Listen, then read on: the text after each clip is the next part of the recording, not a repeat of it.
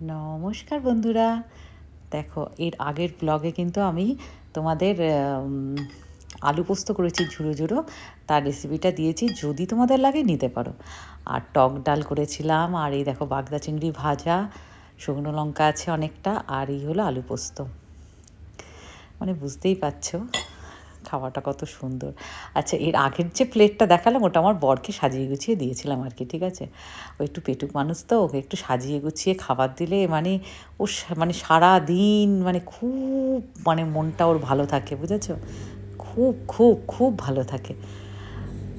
আর খুব সাধারণ খাবার, অতি সাধারণ খাবারও যদি ওকে মানে আলু ভাতে ভাত এগুলোও যদি মাখিয়ে সুন্দর করে আচার টাচার দিয়ে বা শুকনো লঙ্কা ভেজে সেরকমভাবে দিই না, মানে ও তাতেও খুব সন্তুষ্ট, খেতে ভালোবাসে।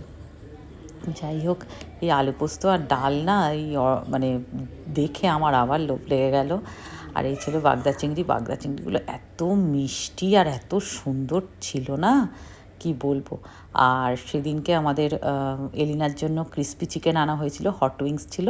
আমি দুটো হট উইংস নিয়ে নিয়েছি খাবার পাতে, কারণ আমি খেতে খুব ভালোবাসি ডাল দিয়ে এই হট উইংসগুলো।